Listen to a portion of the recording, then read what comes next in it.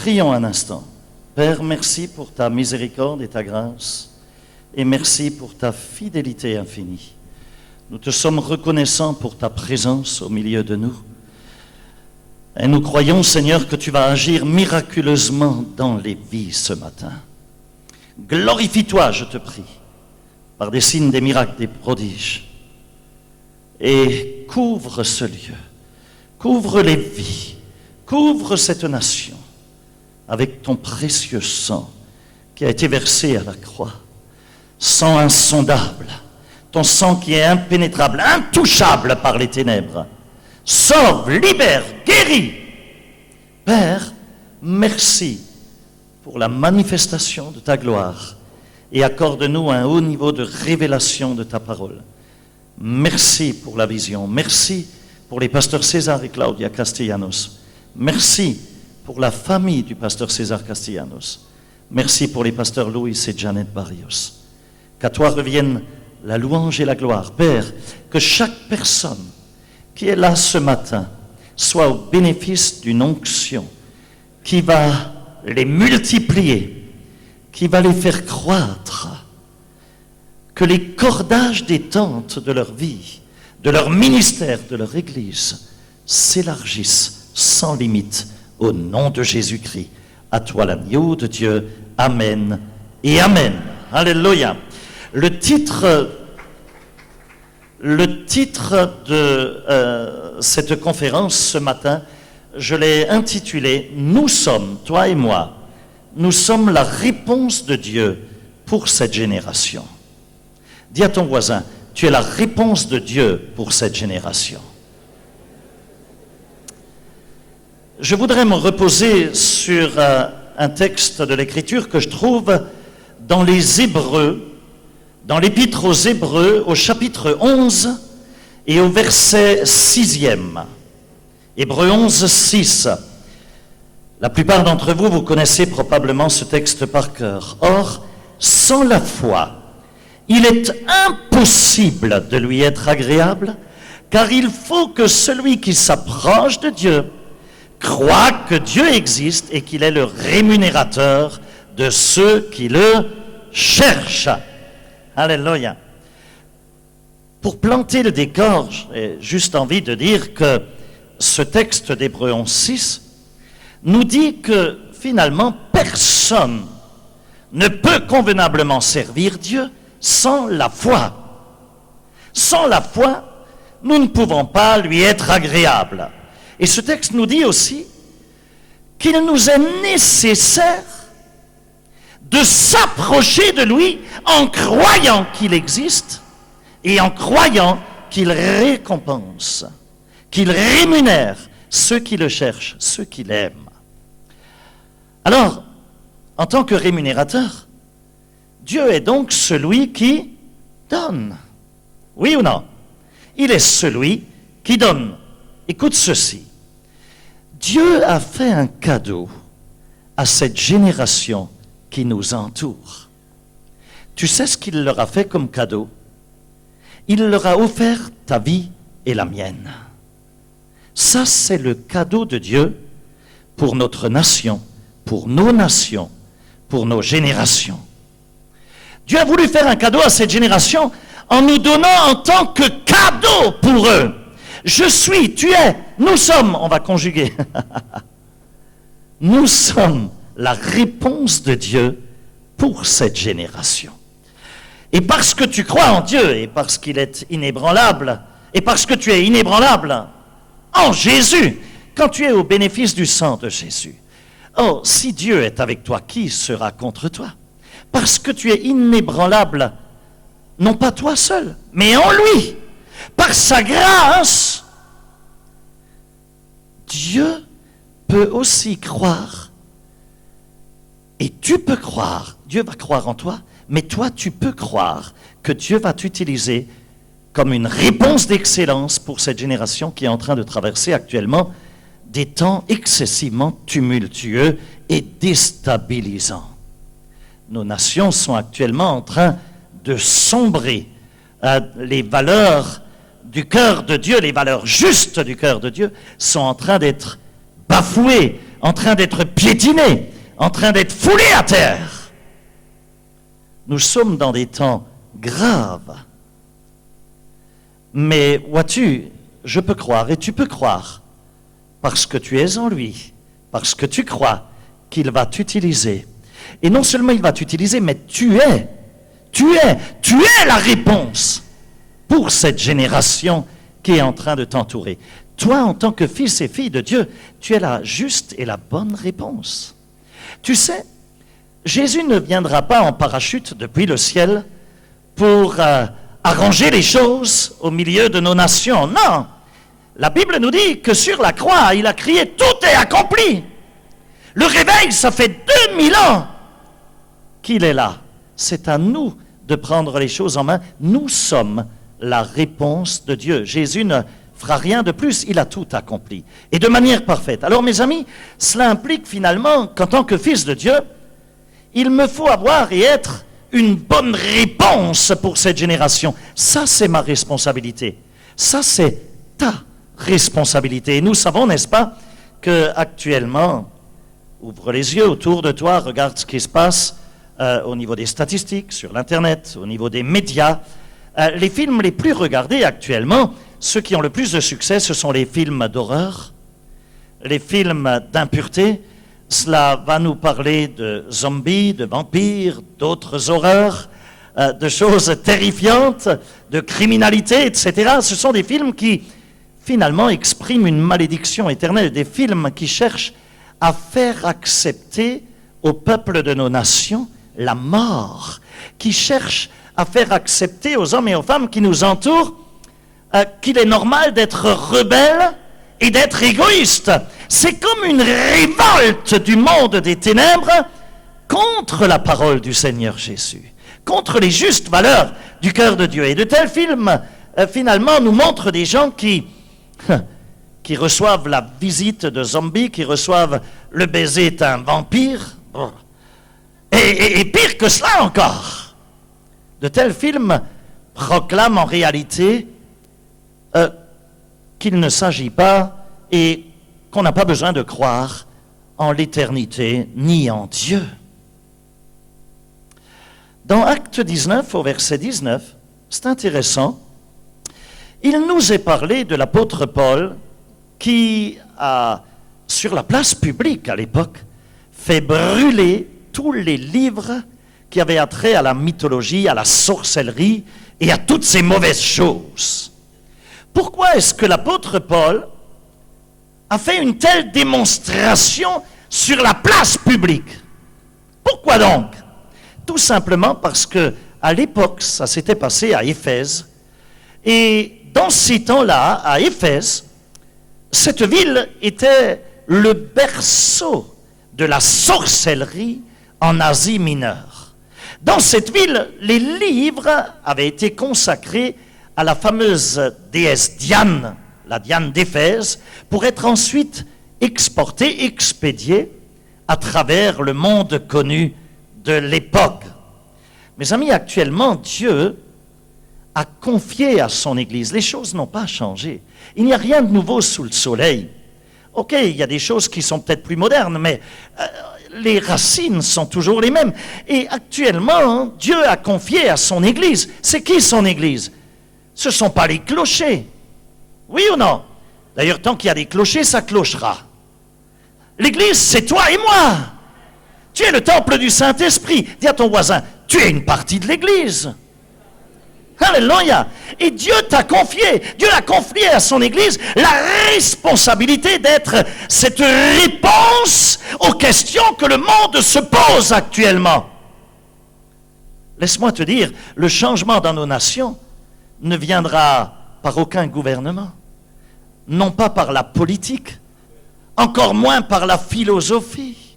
C'est quoi la philosophie?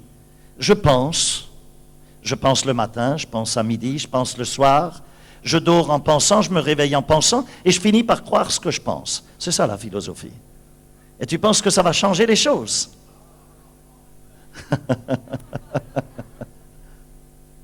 Et donc, le changement ne viendra pas par là.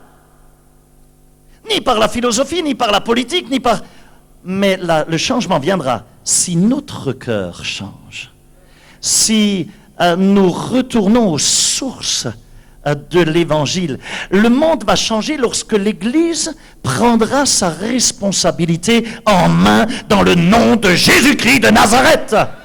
Oh, il n'est pas mort en vain. Donne une main d'acclamation au Seigneur. Il est mort pour le rachat de nos nations.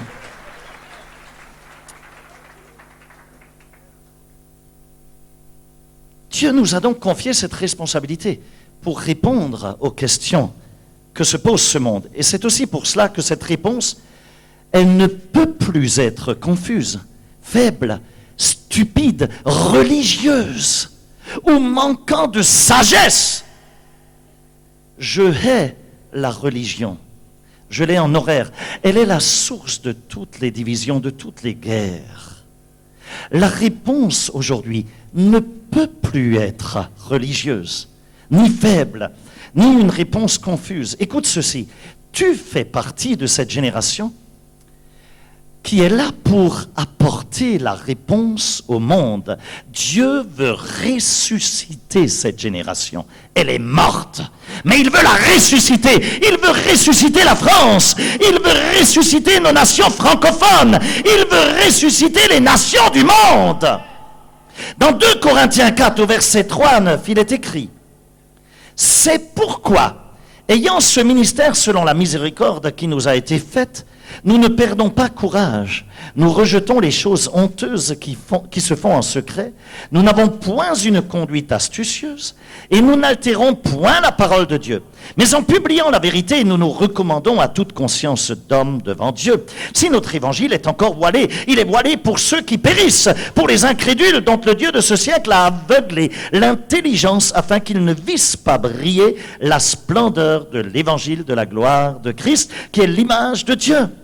Nous ne nous prêchons pas nous-mêmes, c'est Jésus-Christ, le Seigneur que nous prêchons. Oh, alléluia, ça m'excite cela. Et nous nous disons vos serviteurs à cause de Jésus. Car Dieu, qui a dit, la lumière brillera du sein des ténèbres, a fait briller la lumière dans nos cœurs pour faire resplendir la connaissance de la gloire de Dieu sur la face de Christ. Nous portons ce trésor dans des vases de terre, afin que cette grande puissance soit attribuée à Dieu et non pas à nous. Nous sommes pressés de toutes parts, mais non réduits à l'extrémité, dans la détresse, mais non dans le désespoir, persécutés, mais non abandonnés, abattus, mais non perdus. Écoute ce que je vais dire. Porter du fruit. Dis avec moi, porter du fruit. Ok, ça c'est le choix de Dieu pour toi et pour moi. Le choix de Dieu, c'est que tu portes du fruit. Mes amis, Dieu est un Dieu qui nous a choisis et qui a fait des choix pour nous en tant que père. De la même manière que nous faisons des choix pour nos enfants, en matière d'éducation, en matière dans le fait de les diriger, dans la vie, de les sécuriser, etc. Dieu est un père. Et il fait des choix pour nous. Et cela nous est très clairement montré dans Jean 15, au verset 16e, dans l'évangile de Jean, au chapitre 15.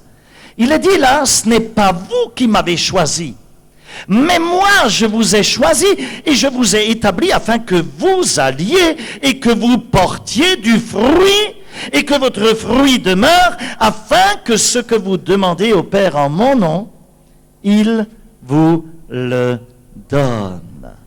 Donc, Dieu nous a confié une mission. Et c'est cette mission que nous avons reçue et qui vient de Dieu, n'est-ce pas? Maintenant, comprends aussi que pour mener à bien cette mission, Dieu ne nous a pas laissés sans outils.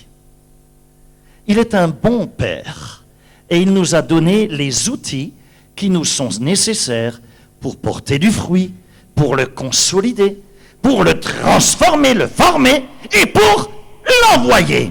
Non seulement Dieu veut que nous portions, toi et moi, du fruit, mais il veut aussi que nous le fassions de manière permanente. Dis avec moi, je dois porter du fruit de manière permanente. Mes amis, voyez-vous, porter du fruit, c'est un ordre de Dieu. C'est un commandement. Je veux que vous portiez du fruit et que ce fruit demeure, c'est-à-dire qu'il soit consolidé. Ce n'est pas là quelque chose qui est accessoire dans notre vie chrétienne, dans la vie d'un disciple. Ce n'est pas comme des jantes en aluminium sur ta voiture, ou le rétroviseur droit, ou la peinture métallisée. Non, ce n'est pas un accessoire, c'est un ordre, c'est un commandement de Dieu. Je veux que tu portes du fruit. Et je voudrais que tu comprennes aussi que le fruit est une des qualités qui finalement fait partie du leader, du cœur d'un leader. La Bible dit que l'arbre se reconnaît aux fruits. L'on reconnaît un leader ou un ministère à ses fruits. Être un leader, c'est finalement un grand privilège. C'est un cadeau que le Père nous a fait. Waouh, être un leader de 12, mais c'est un privilège énorme. Et cela signifie que Dieu t'a fait confiance. Cela signifie que Dieu a placé entre tes mains une très grande mission. Et qu'il l'a placé entre tes mains avec confiance. Et vois-tu, toujours dans l'évangile de Jean au chapitre 15, nous voyons que Jésus dit très clairement qu'il faut donc que notre fruit demeure. Et pour cela, il faut, pour que le fruit puisse demeurer, pour que l'arbre puisse les retenir, ses fruits, il faut que régulièrement les feuilles soient élaguées, que les feuilles soient taillées. Et cela aura alors pour conséquence de pouvoir porter encore plus de fruits. Qui a dit Amen? Ok, alléluia. Parce que quand on parle d'élaguer, de couper les feuilles, certains disent Amen. Mais pas Amen. Mes amis, pour qu'un arbre porte du fruit et pour que le fruit demeure, il faut que cet arbre soit préparé, il faut qu'il soit traité, il faut qu'il soit taillé, il faut qu'il soit nettoyé, il faut qu'il soit purifié par le cultivateur. Et voyez-vous, la volonté de Dieu, c'est que chacun d'entre nous, toi et moi, que nous devenions des leaders d'excellence. En d'autres termes, Dieu souhaite que toi et moi, nous devenons des modèles, des disciples qui sont des exemples. Des exemples à travers quoi? À travers notre qualité de vie, à travers notre vie de sanctification, à travers notre vie de fidélité, à travers notre vie d'engagement, à travers notre vie de générosité, etc. À cause de notre vie qui cultive l'innocence du cœur d'un enfant, à cause de notre vie qui fait la différence. Dis à ton voisin, tu dois faire la différence. Et donc, pour porter du fruit, il nous faut permettre à Dieu de travailler notre caractère. Accepter une vie de sanctification qui va faire de nous quelqu'un de différent. Laisse-moi te dire quelque chose. L'onction va peut-être faire venir les gens vers toi. L'onction va peut-être travailler à travers toi et permettre que des gens guérissent. Mais jamais l'onction va permettre que le fruit demeure et qu'il reste. Écoute ce que je vais dire. Jésus a guéri 10 lépreux. L'onction de guérison et du miracle était là. Un seul est revenu. Ce n'est pas l'onction qui garde le fruit, mais c'est le caractère. C'est le caractère. C'est le caractère. Tu dois faire la différence. Dans Osée 10, au verset 1er jusqu'à Osée 14, jusqu'au verset 6e, vous le lirez à la maison, il nous est montré là Israël, respectivement en tant que vigne et en tant qu'olivier. 2 images d'Israël. Et je vois dans Matthieu 21, au verset 19, nous avons là précisément l'histoire d'un figuier. D'un figuier qui ne portait pas de fruits. Alors qu'il avait eu beaucoup d'engrais et que alors qu'il était entretenu, et que par conséquent, parce qu'il ne portait pas de fruits, malgré l'engrais, malgré le fait qu'il était nourri, qu'il était travaillé, etc., personne ce jour-là n'a pu manger de son fruit. Il était stérile ce jour-là. Mes amis, quand Jésus a vu cela, vous savez ce qui s'est passé? Tout simplement, il n'a pas supporté de voir cet arbre stérile. Et je me suis fait la réflexion suivante. Je me suis posé la question suivante. Pouvons-nous nous imaginer ce que le Seigneur peut ressentir quand il voit un de ses fils ou une de ses filles qui se trouve sans fruit, sans porter de fruits? C'est terrible pour le cœur du Seigneur. Mes amis, je sais que de tels décrets ont une puissante interaction sur ton avenir et sur le mien. Il nous faut faire très attention. Voyez-vous, dans l'évangile de Matthieu, le Seigneur Jésus n'a pas parlé avec l'arbre. Il n'a pas parlé avec l'arbre. Le figuier était là sur le chemin. Il n'a pas parlé au figuier, mais il parlait avec ses 12. Il a parlé avec ses disciples. Et en tant que disciples de Jésus, toi et moi, nous avons l'obligation de porter du fruit. C'est de notre responsabilité, c'est de notre ressort. Jésus ne fera rien de plus. Il s'attend à ce que tu mettes en pratique sa parole. Et alors, il peut t'accompagner de signes, de miracles et de prodiges. Il ne va pas te précéder, il t'accompagne. Il ne vient pas derrière toi, il est à côté de toi. Mais encore faut-il que tu avances.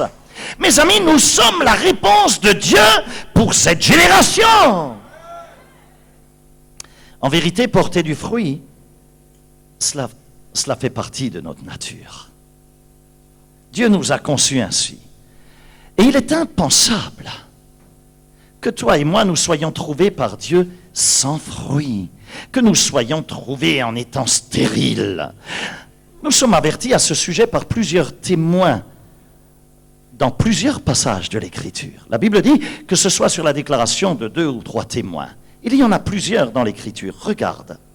Dans Tite, au chapitre 3 et au verset 14, nous trouvons là, pour exemple, un ordre tout à fait pertinent à ce sujet.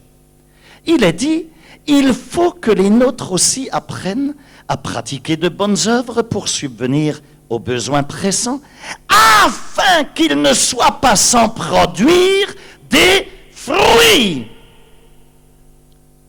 Mes amis, nous devons être excessivement prudents. Nous avons, toi et moi, la responsabilité de nous tenir devant Dieu en étant conscients de ses commandements. Après tout, toi et moi, est-ce qu'on n'est pas en train de travailler et de vivre pour une résurrection meilleure? Alors, quand tu arrives au ciel, est-ce que tu ne vis pas pour une résurrection meilleure? Tu ne veux pas une bonne place? Je ne sais pas ce que tu vas faire quand tu arriveras au ciel, le plus tard possible. Moi, je veux vivre 150 ans sur cette terre, et toi? Quelqu'un a dit, le ciel, il est fait pour Dieu, la terre pour les hommes. Et donc, on y va le plus tard possible, parce qu'au ciel, tout le monde est sauvé. N'est-ce pas? Il n'y a plus de travail. Je ne sais pas ce que tu vas faire quand tu arriveras au ciel. Moi, je vais peut-être... je vais tout de suite boire un café avec le Seigneur, ça c'est sûr. Pas un café colombien, un vrai café français.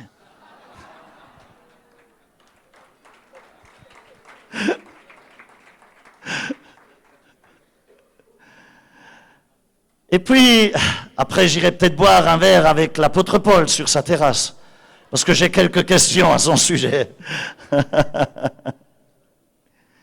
Toi et moi, nous ne pouvons pas être trouvés inutiles. Si nous restons légers avec ces choses dans notre vie de disciple, ça va être une tragédie à la sortie. Faisons attention. La Bible dit qu'un jour, toi et moi, tout le monde verra et devra se tenir debout devant le Père. Et nous devrons à ce moment-là montrer quoi? Nos fruits qui sont dans nos mains. C'est nos fruits qui vont parler. En vérité, ce sera la première question qu'on entendra lorsqu'on arrivera au ciel. Fils, montre-moi tes fruits. La Bible nous dit, l'arbre se reconnaît aux fruits. Peut-être que certains auront fait beaucoup de miracles, auront vu beaucoup de signes, et le Seigneur leur dira, mais tu n'as pas de fruits, je ne te connais pas. Waouh! Il faut que notre fruit demeure, soyons sérieux. Mes amis, notre meilleure réponse à cette génération, c'est que nous portions du fruit. La meilleure réponse pour les pasteurs qui sont désespérés, qui n'en peuvent plus. Je ne sais pas si tu te rends compte de l'état de notre nation. Je me rappelle, il y a 26 ans en arrière, lorsque je suis arrivé en Guyane, et que j'ai démarré l'œuvre de Dieu à l'époque, il y a plein de pasteurs qui sont, au fur et à mesure qu'ils ont su que j'avais démarré une œuvre, sont venus me voir, et les seules paroles qu'ils avaient pour moi, c'était des paroles de découragement. Ils me rigolaient au nez en me disant « Pouh, il n'y aura jamais rien, ça ne fonctionne pas ici. C'est un terrain très catholique, c'est un terrain où on fait la sorcellerie, c'est un terrain où on fait ceci, cela. On ne veut pas de l'évangile ici. C'est difficile sur cette terre. » Et moi, je leur disais toujours, oui, je comprends, c'est difficile pour vous, parce qu'il vous sera fait selon votre foi. Et lorsque nous avons démarré en France, c'était la même chose. Il fallait persévérer. Et beaucoup m'ont dit, mais c'est difficile, c'est une tragédie. C'est l'islam qui avance. Quoi? L'islam progresse? L'islam sur notre terre de France, qui un jour, par un certain Clovis, a été consacré à Jésus-Christ. Mais c'est impensable une chose pareille. Penses-tu que Dieu a oublié ce geste prophétique où notre nation a été consacrée à Dieu? Pouvons-nous laisser faire la méchanceté de la religion, la haine de la religion? Pouvons-nous laisser notre terre, notre nation s'enterrer dans de telles ténèbres? Non! Christ n'est pas mort pour rien. Il faut que tu te lèves et ensemble, on va porter du fruit. Et ça fera la différence. Mes amis, nos églises vont être plus grandes que les mosquées.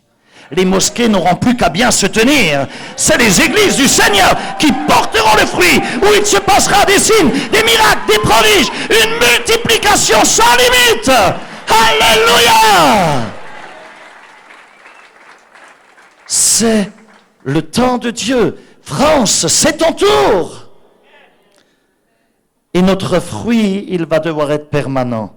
Mais ne pensez pas que le seul fait de porter du fruit est important. Non, non, non. Il faut que non seulement nous portions du fruit, mais il nous faut aussi travailler pour que le fruit demeure. Il nous faut consolider le fruit. Mes amis, en tant que leaders dans la moisson, toi et moi, nous sommes appelés à être des libérateurs de la sève de Dieu, du parfum de Dieu. Nous sommes des déclencheurs de réveil. Alléluia. Dis à ton voisin, tu es un déclencheur de réveil. Tu vas rentrer à la maison à la fin de cette conférence en feu. En feu, avec le feu de Dieu. Alléluia. Pousse un cri de victoire. Mes amis, les disciples restent fidèles lorsqu'ils sont connectés à la sève. Amen. Et pour rester, ils ont besoin de voir ta sève, ton onction agir sur ta vie. Ils ont besoin de voir ton amour pour la vision, ta passion pour Christ, pour Dieu, pour sa vision, pour les outils qu'il nous a donnés. Sa vision, c'est quoi? C'est la stratégie qui te permet d'accomplir le rêve de Dieu. Quel est le rêve de Dieu? De faire de nos nations des disciples. Alléluia! Et il t'a donné ces outils. Et Christ, oh, les gens ont besoin de voir ta passion. Ils ont besoin de voir ce feu, cet amour brûler en toi. Mes amis, ils ont besoin de voir ta vie comme étant une vie droite, une vie de sanctification, une vie de bon témoignage. Ils ont besoin de voir ta vie avec un témoignage impeccable. Ta vie, elle doit dégager la sève du cœur même de Dieu. Lorsque tu ouvres ta bouche, il faut que la vie de Dieu en sorte. Il faut que les gens autour de toi soient impactés au point de recevoir cette vie.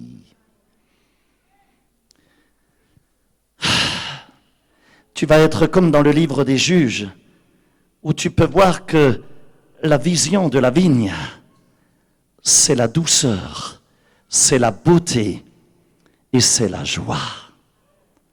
Mes amis, en tant que leader, en tant que disciples du Seigneur, nous avons la responsabilité d'avoir de la joie, de nous nourrir à la sève même de la joie surnaturelle. Nous avons la responsabilité de cultiver la beauté, c'est-à-dire de prendre soin de la beauté non seulement de notre cœur, de notre être intérieur, mais aussi de prendre soin de notre corps, qui est le temple du Saint-Esprit de Dieu.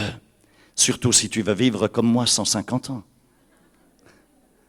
Tu as aussi la responsabilité de cultiver la douceur à l'égard de tes disciples.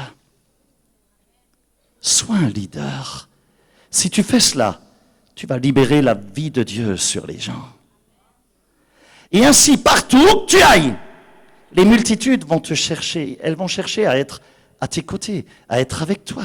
Tu seras comme un abri, tu seras comme un grand arbre, comme un cèdre du Liban, comme un baobab dans lequel on pourra venir prendre ombrage. Tu seras comme un abri pour eux parce qu'ils se sentiront non pas jugés, non pas critiqués, non pas pointés du doigt, mais accueillis, aimés. Alléluia! Et toi et moi, nous avons été appelés par Dieu pour précisément remplir cette mission, à savoir fructifier, porter du fruit. Ça, c'est notre vocation. Porter du fruit. Dis à ton voisin, ta vocation, c'est de porter du fruit. Ton appel, c'est de porter du fruit. Jésus dit qu'il est le vrai cep. Et son père, c'est le cultivateur. Toi et moi, nous sommes les sarments, c'est-à-dire les branches. Et si nous sommes en lui, nous allons porter beaucoup de fruits. Si on est attaché à lui, on va porter du fruit. D'autre part, un sarment, une branche, qui, tout en étant à lui, tout en étant greffé sur lui, tout en étant collé sur lui, et qui ne porte pas de fruits, qu'est-ce que le cultivateur fait avec? Tchouk, il le coupe.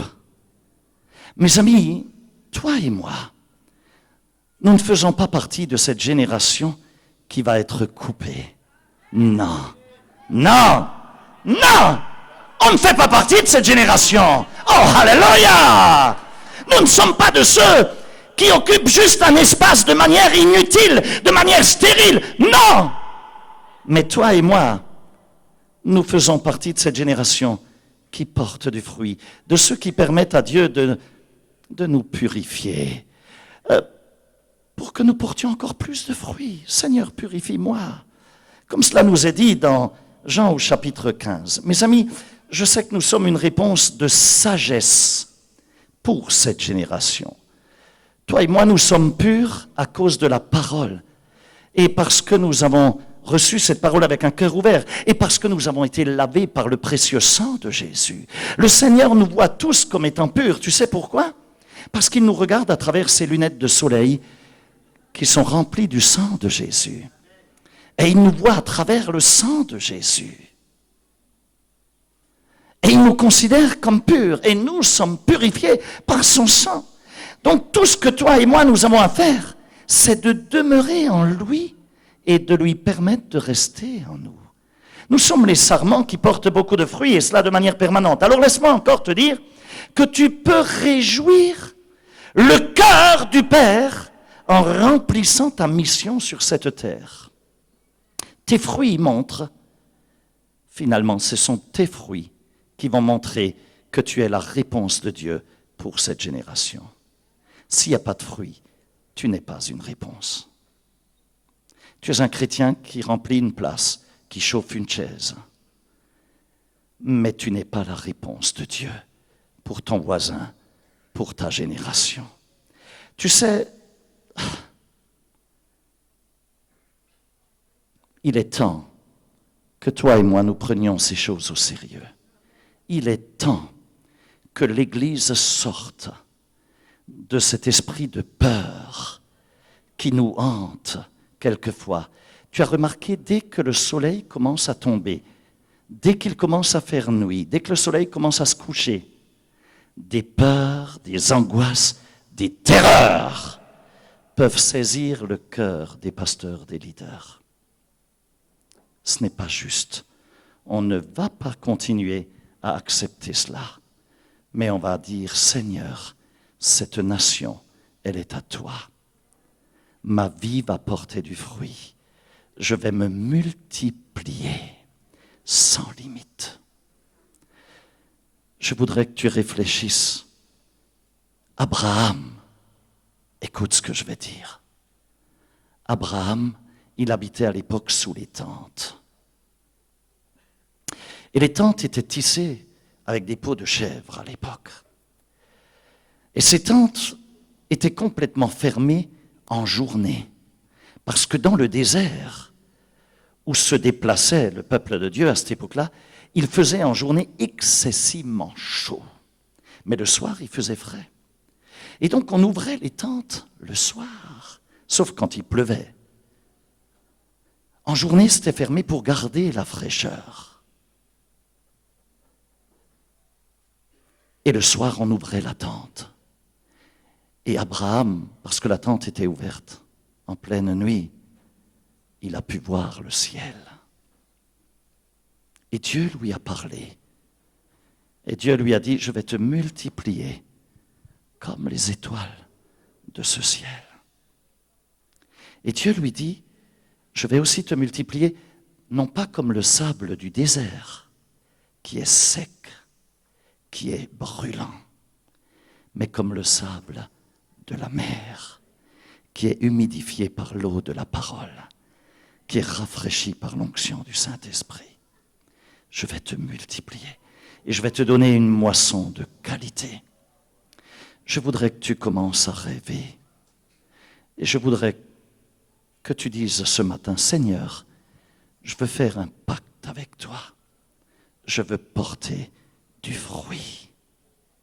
Je veux porter du fruit et un fruit qui demeure. Je n'accepte pas de revenir dans mon église sans que je lève mon équipe de 12. Je n'accepte pas de revenir dans mon église sans voir la croissance de cette église. Je vais persévérer et je vais aller au bout car c'est là la promesse de Dieu. Et je voudrais finir sur quelque chose.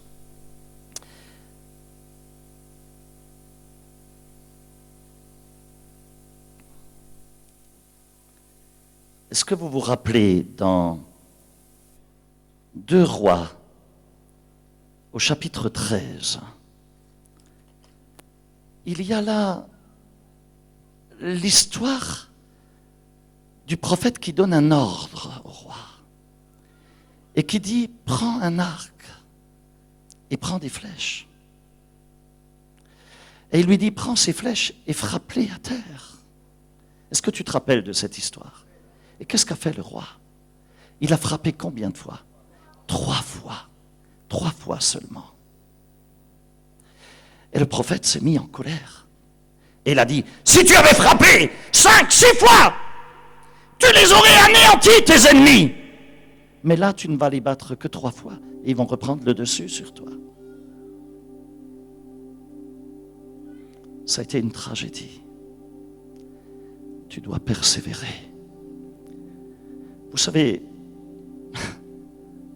cette histoire de porter du fruit, nous avons besoin de nous réveiller en France. Quand je visite les églises ou quand je regarde à ce qui se passe, dans encore tellement de milieux et d'églises, l'esprit de pauvreté est en action. Et la pauvreté est en action non seulement dans les finances de l'église, mais aussi dans le fruit qui manque. Cela touche tous les domaines de l'église. Et c'est une tragédie. C'est diabolique. Et il faut qu'on extermine, une fois pour toutes, qu'on prenne la décision d'exterminer ce manque de fruits dans tous les domaines. Souvent, tu sais, quand tu regardes à l'offrande dans l'église,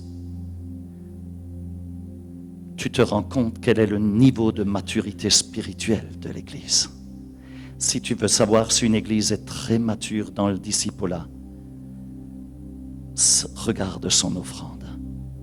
S'il y a une bonne offrande, c'est une église qui porte du fruit par ailleurs. Les choses sont liées. Écoutez ce que je vais vous expliquer. Je finis là-dessus. Le peuple hébreu, sous Moïse, il se déplaçait sous les tentes dans le désert. Et le tabernacle, la maison de Dieu, c'était une tente. Rien de plus. On la démontait, on la déplaçait, on la remontait. Et le peuple de Dieu habitait sous des tentes, dans une certaine pauvreté. Mais lorsque Salomon avait reçu les plans de David et qu'il a construit le temple de Dieu à Jérusalem de manière extraordinaire, extravagante même, tout le peuple de Dieu habitait dans des maisons et des appartements richissimes. Parce que le peuple de Dieu est toujours à l'image du temple de l'Église.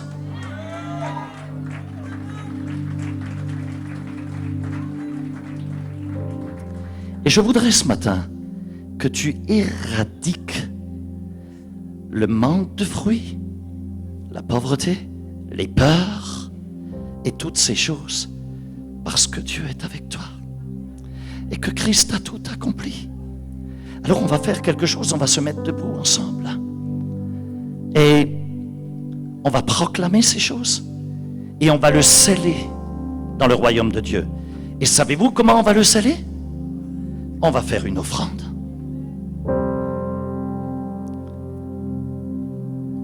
Dans toutes les églises ou dans toutes les conférences, on fait des offrandes. C'est normal. C'est logique, parce que ça ne peut pas se faire sans argent. Mais je n'ai pas voulu qu'on le fasse n'importe comment. Je n'ai pas dit on va juste faire une offrande. Non. On va sceller dans le royaume surnaturel de Dieu ces choses. Et ton offrande ce matin, elle va porter un fruit surnaturel. Lorsque tu rentreras chez toi, cela aura un impact dans ta famille, dans ton couple, dans ta vie, dans ton ministère, dans ton église, dans ton leadership. Fais une offrande à la mesure du fruit que tu espères en retour. Fais une offrande qui est à la mesure du fruit que tu espères en retour. Est-ce que tu es là ce matin? Ferme les yeux un instant. Et commence à parler à ton Dieu. Dis-lui, Seigneur, voici ma vie et voici ce que j'ai entre mes mains, mes fruits. Montre-lui tes fruits. Dis-lui, regarde Seigneur, j'ai mes 12, ils se sont multipliés, j'ai mes 144, j'ai mes 1728. Ou alors, Seigneur, je n'ai pas encore mes 12. Je n'ai pas encore de disciples. Aie pitié de moi, Seigneur. Tu n'es pas mort pour rien. C'est un ordre, c'est un commandement. Réveille-moi, réveille mon cœur. Oh, réveille-moi, mon Dieu. Ne me laisse pas dans l'ignorance, car faute de connaissance, je périrai.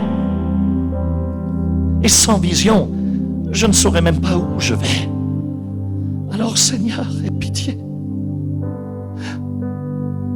Aide-moi.